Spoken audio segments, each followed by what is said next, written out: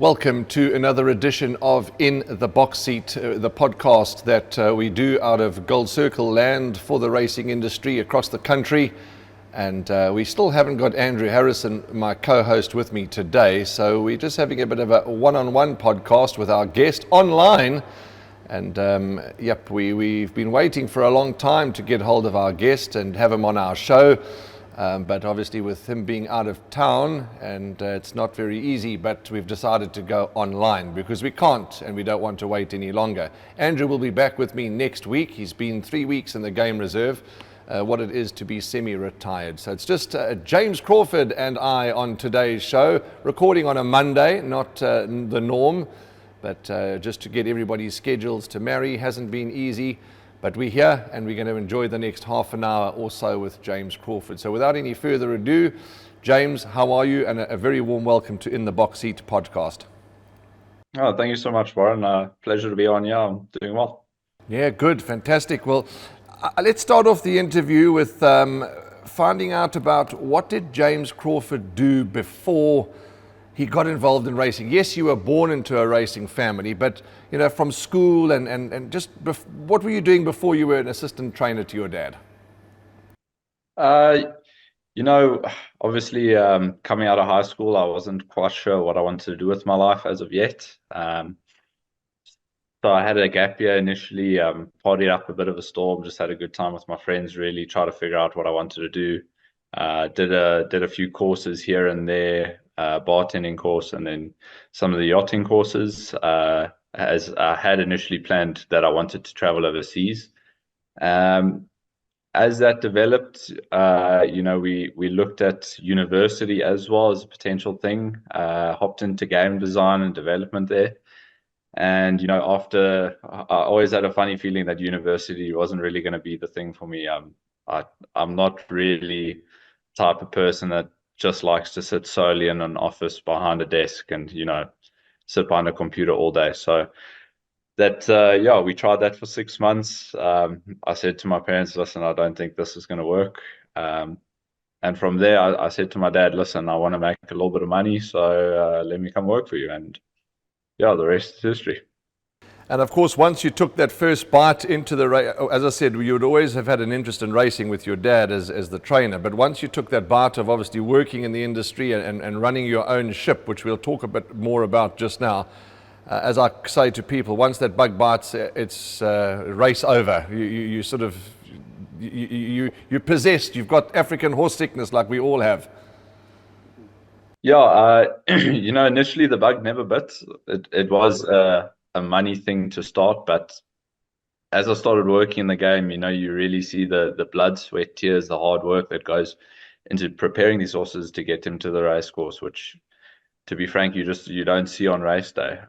You just get the final presented animal at his best. So that was really one thing that I resonated with a lot. And that was the initial bite that got me. And then further down in the line, my dad taught me how to ride a horse, and I went into work riding a little bit, did some grass gallops, became a work rider at the yard, and that kind of connection and bond that you get with horse and understanding of they're all different, you got to treat them accordingly, can't ride one the same as another. That's really where the bug finally bit, and to see that horse that you've sat on and you've done all the hard graft, the hard hours, all the work behind the scenes, come to the race course and win. There's nothing quite like that satisfaction. So that's really where the bug bit.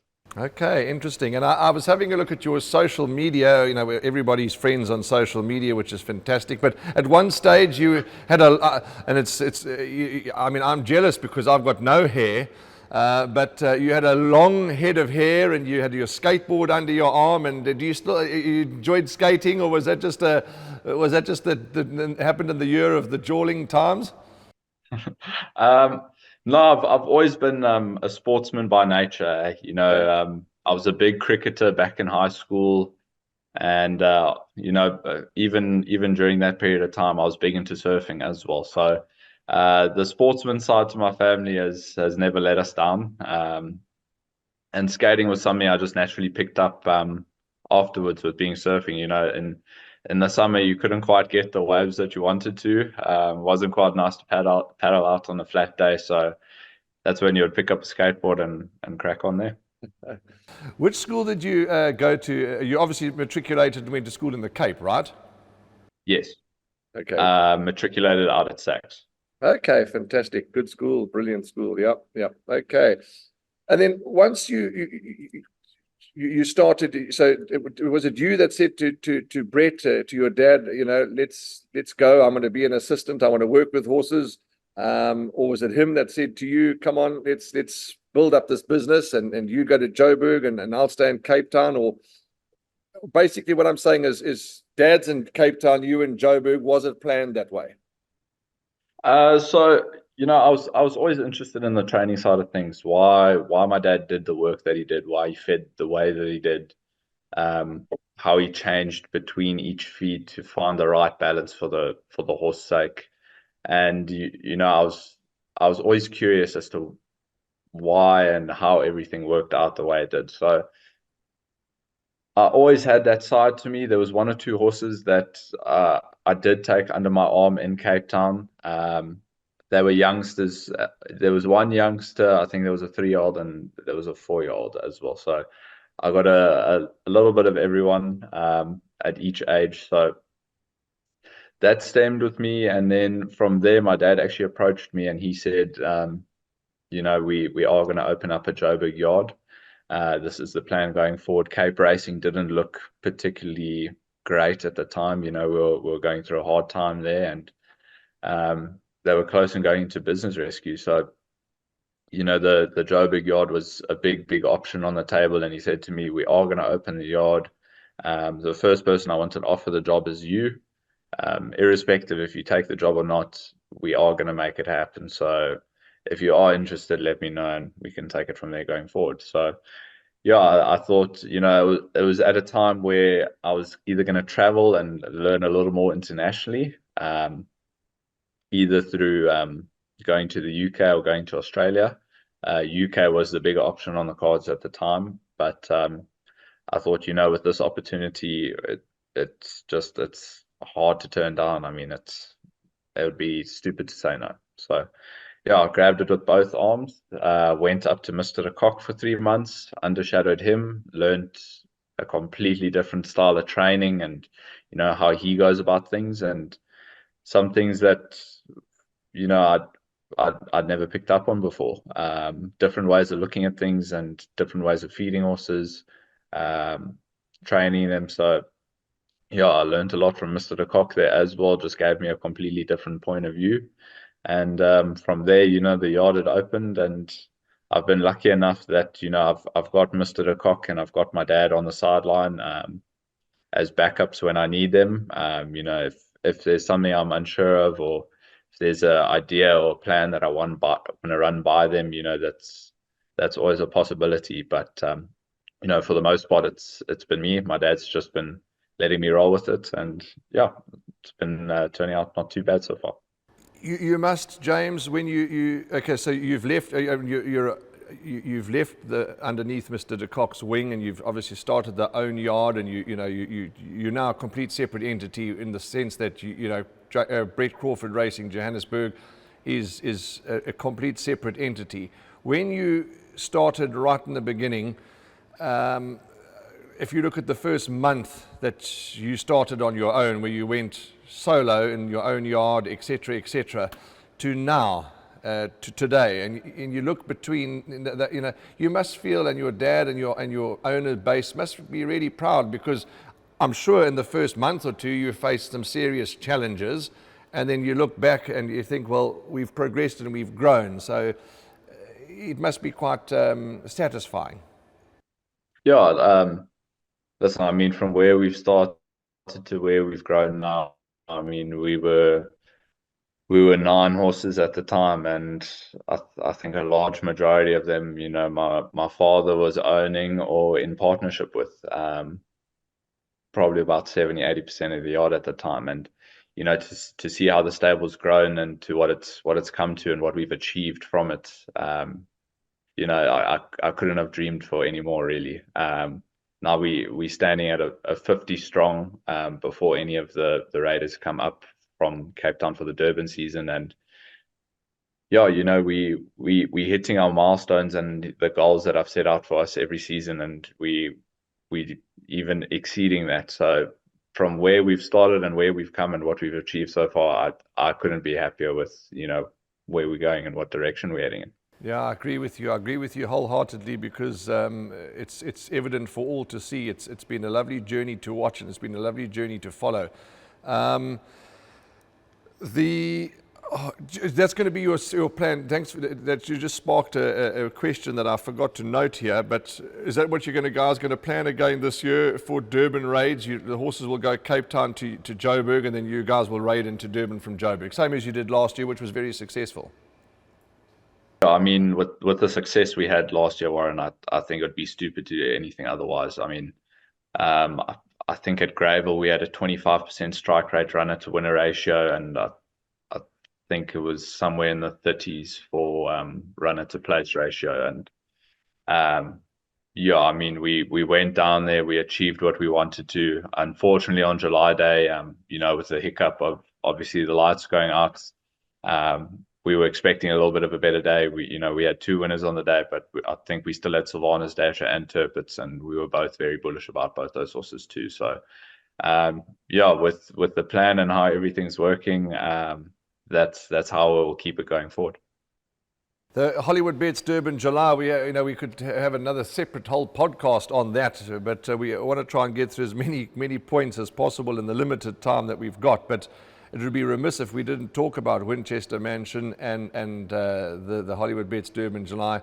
I mean, I remember being in close proximity, with you guys on the course at the finish line, and there's this most wonderful picture that one of the photographers captured of you and Dad hugging each other, and you literally in tears.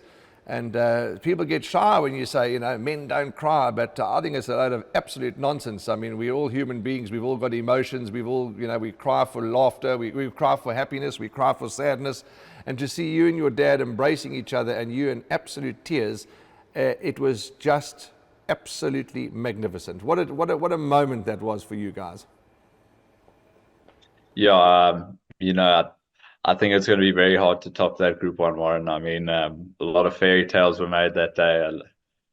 A lot of, a lot of the naysayers and people that didn't believe in what we were doing got, proved wrong. And we were always positive in what we had planned going forward. And, to be able to have that first Group 1 with, obviously the Ruperts, being their first Durban July, for Kabelo being his first Group 1, for me and my dad's partnership, and for my dad just to have his first ever Durban July. I mean, it's a stuff made of fairy tales, and for it to all piece together through the months of the hard work, and I mean, it's so hard to explain, but the rush of emotions you have it's insane. I watch that race replay to that day, and I'll get goosebumps every time I watch it.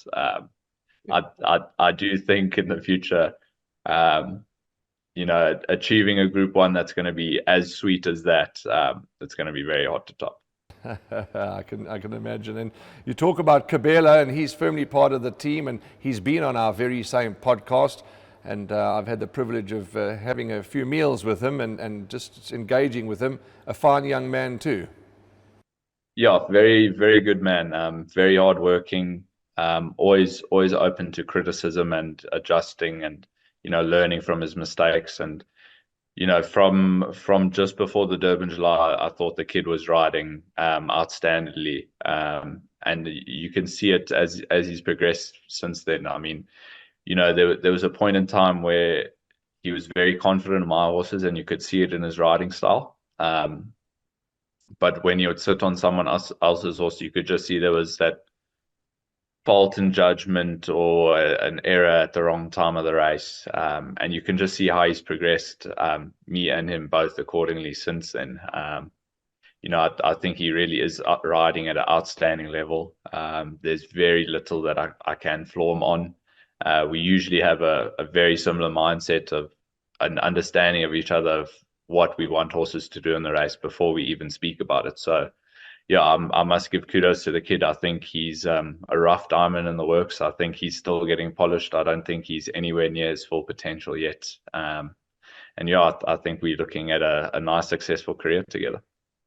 James, your daily routine, and now I don't expect you to go through it minute by minute, but just to give the public a rough idea, and of course everybody's days change. You know, there may be a day where you have a few hours off, you might go and play golf or whatever the case may be, but I'm talking about a general day on a non-racing day. What's your routine? You know, now we're having this interview, it seems like you're at home. Am I correct? You're at home? Yes, I am. Yes, yeah. So, you know, do you have a little nap during the day? Some trainers like to have a little hour's kip because you're up so early. What do you do? What do you like doing? I mean, starting off in the morning. You know, usually I'm up anywhere around 4:15, 4:30 in the mornings. Get dressed, ready, head to the stables, and then I usually have my coffee. I do like to pre-make some of my meals for the day so I can at least get 3 meals in. You know, a lot of trainers can be busy up till 11:30, 12 o'clock, and you know, you haven't touched a piece of food by then. So I do like to do a bit of meal prepping in the afternoons, just for the next 2, 3 days. So I'm not under any time constraints or pressure to get that food in. I've got it there and ready. It's just when I've got 5, 10 minutes, I can crack on and eat accordingly. Otherwise, we usually at work from 5 o'clock till about 10, 11 more likely so, just depending on how busy the day is. And then from there, I get home, I do a little bit of admin work back at home. I'll do a bit of race programming, readjust my horses or reassess over the distances that they're running. And yeah, I'll take it from there. I like to look at the race program in future, have a nice rough idea of where we're going with some of the bigger horses, especially.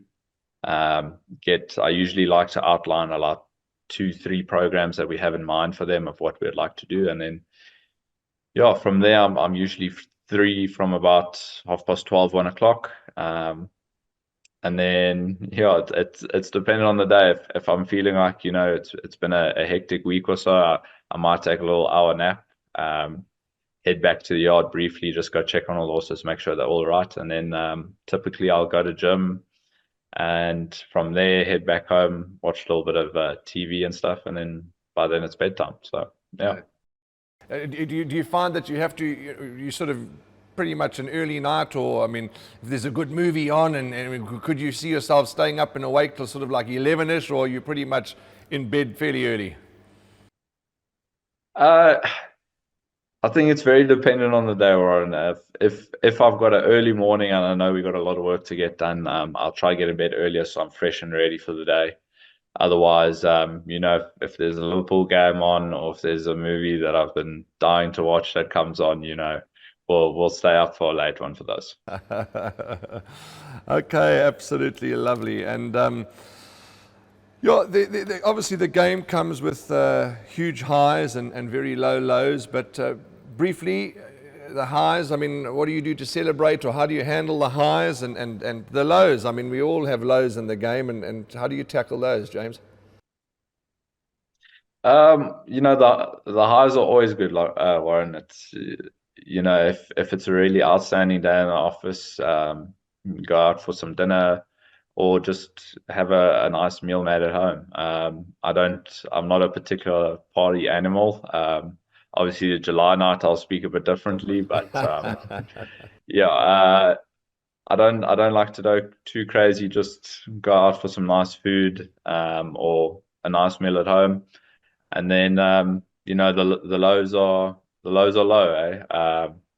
But I think the best way of handling that is just reassessing the situation, see what you could have maybe done a bit differently going into the race.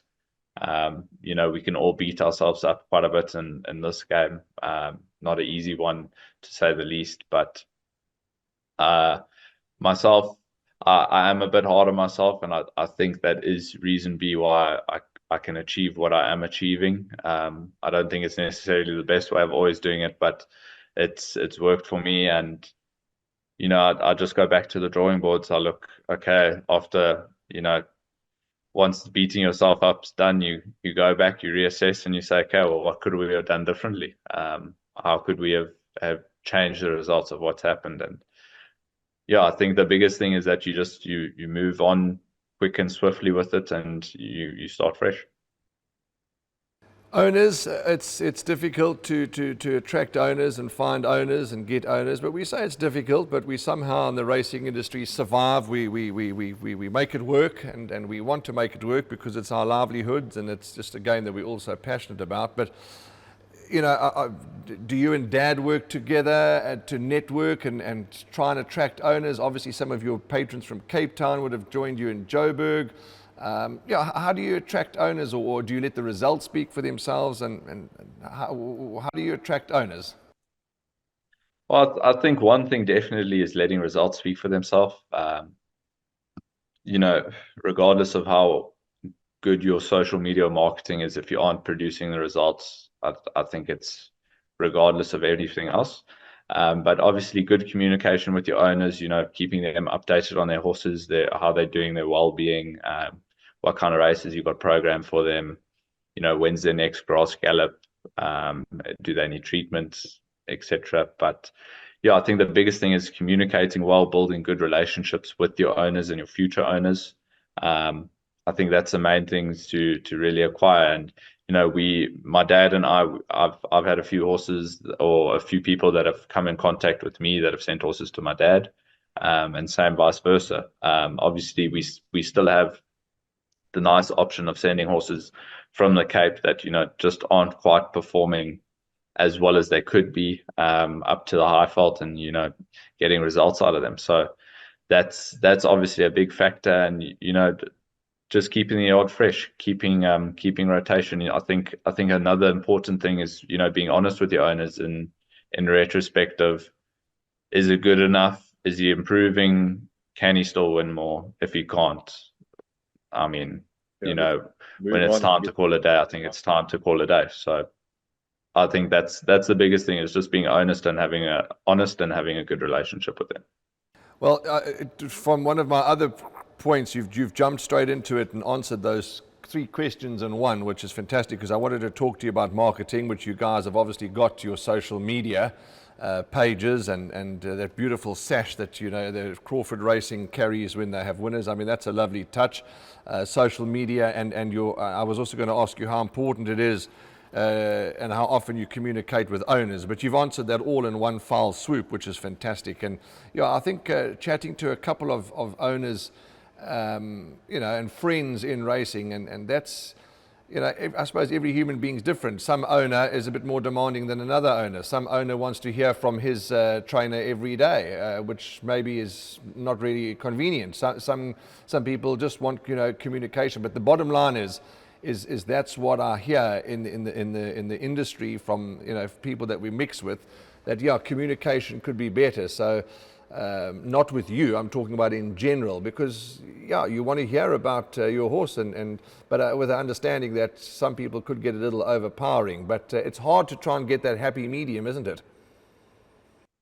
Yeah, well, like you say, every owner's different. But we typically like to keep them updated on every week, every second week basis, just to touch base, and they understand what's happening with their horse. Now, you said, Dad lets you crack on and do what you need to do, but you speak to him regularly. You work fairly, as you said, he's there for advice, etc. But I mean, he's the team leader. He's the leader of the ship, and you speak to him fairly often? Yeah, listen, we communicate every day, basically. Whether it's regarding horses or just catching up, how you doing, what's happening, what's your plans today. He is the team leader by nature.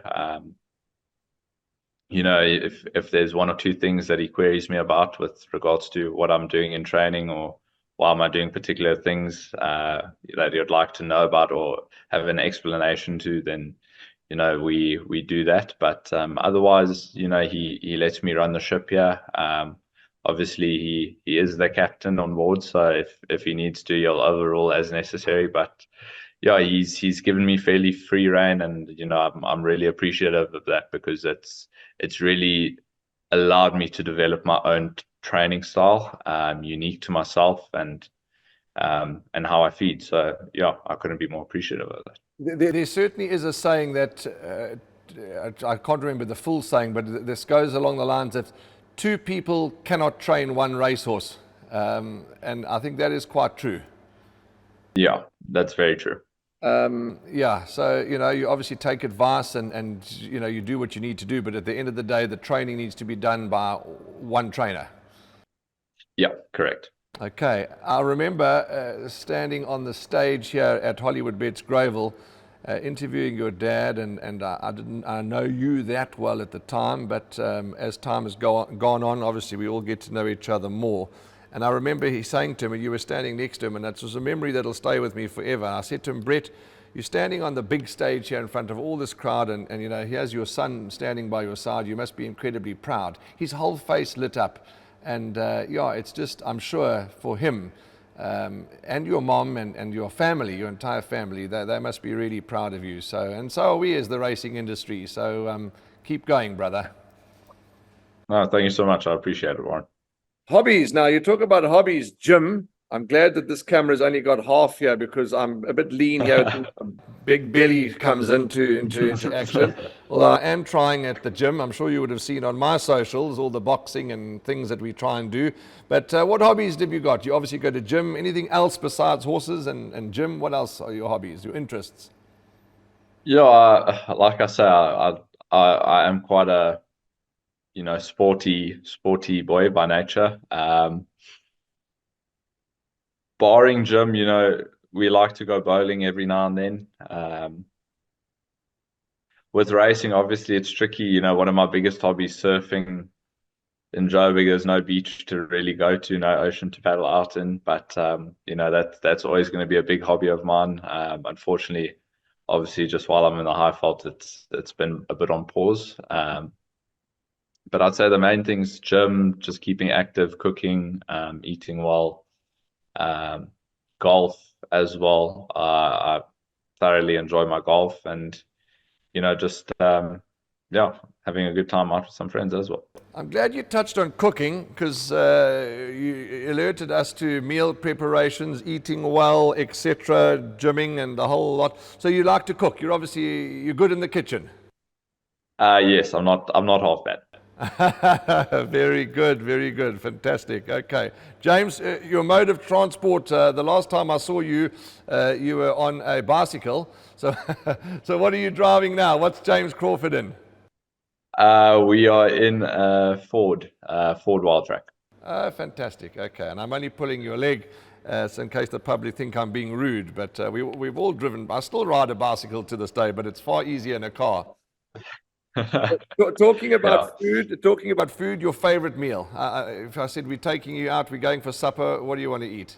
Is the list long? Yeah, I love my food, Warren. That's tricky. I'd definitely say sushi or seafood of some sort. Okay.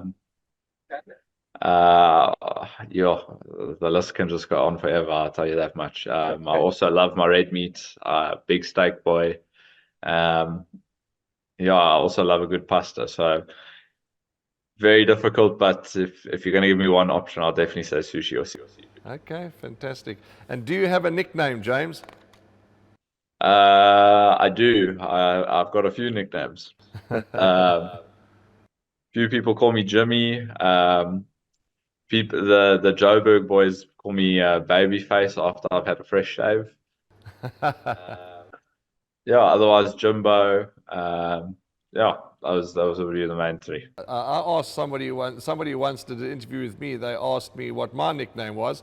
They had to edit it out because it got a little bit hot and it got a little bit because I've been called things that I don't want to be called, No, I'm only joking. Okay, so Jimmy, Babyface, or Jimbo. Okay, fantastic. Hollywoodbets have just come on board with you guys, and what a lovely sponsorship to have. I mean, they really just do a wonderful job, don't they? Yeah, listen, I mean, outstanding sponsorship to have. Obviously, we've got a history with them in Ridgemont, and for them to now be in breeding operation together, and for us to be, have them as sponsors, I think it's very fitting. And, we've got big things planned for the future going forward. So, yeah, I think it's very fitting to have them as sponsors aboard Crawford Racing. James, there's only 3 or 4 little things to talk about, and we can leave you to go and crack on with the rest of the day. But living, I mean, there's obviously a huge, well, maybe there's not. I'm talking on myself from my experience. But living in Cape Town compared to living in Joburg, there must be a big difference. And how did you adapt? I adapted well, Warren. When I left Cape Town at the time, I was very busy. Like, I was always on the move. I wanted to be in a busy work environment. And I think Joburg suited me perfectly at this current point in time. I found Cape Town a little bit slow paced, almost felt like a retirement village to an extent. So yeah, I definitely say Joburg's fitted me well. I think it's very suitable to what I'm trying to achieve in my life, and the things that I've got planned in the future. And I think Cape Town is an option, definitely on the cards, but maybe at a later point down the line.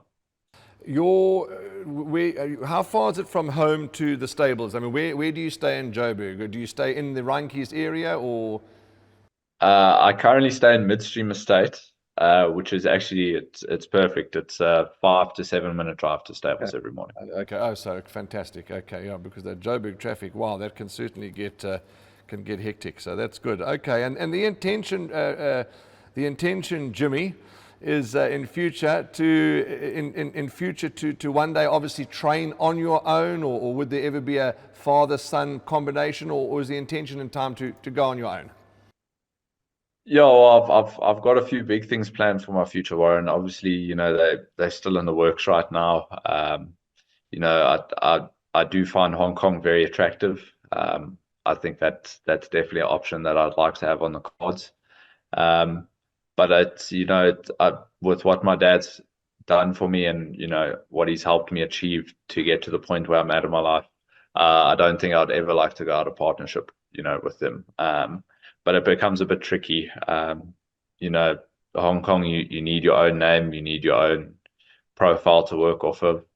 So yeah, like I say, it's still in the works currently as to what I really want to do or what we're going to do going forward. But yeah, I would like to always be in partnership with my dad going ahead.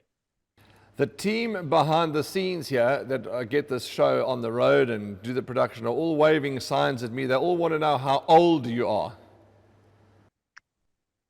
The ripe age of 24. You see, yeah, I was right. Yeah, I was right. Okay. 24. Okay, so I was 100% correct. The one guy behind the scenes said he thought you were about 57. No, I'm joking. 57. No grey hairs for that yet. Okay, so there he is, James Crawford, 24. James, that's, really, as I say to all our guests, we can just go on and on, but we don't want to make it too much of an inconvenience to be on the podcast. But it's been great chatting with you, and I look forward to now the KZN season around the corner. You'll see you in Durban, which will be great, and of course we'll be coming up to the national yearling sales in the next month or two.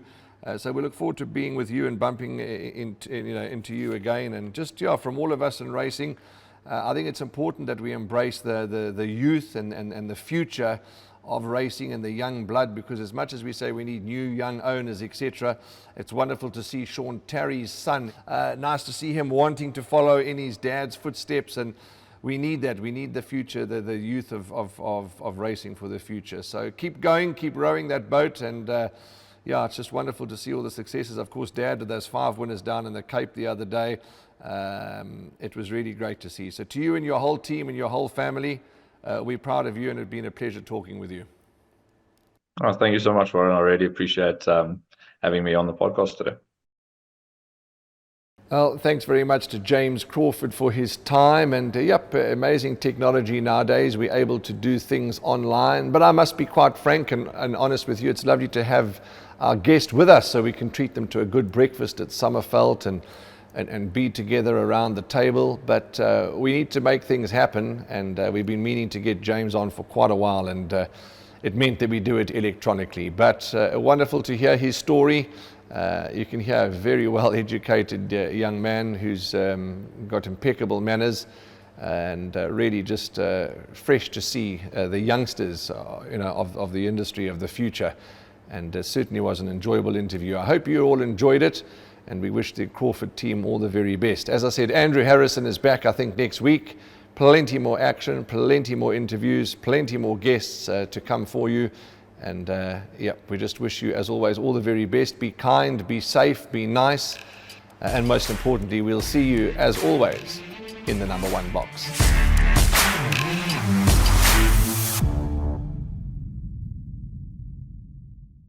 Remember to subscribe, like, and follow us on the Gallop TV YouTube channel. If you missed last week's episode of In the Box Seat, click right here and you'll be able to watch it at your leisure.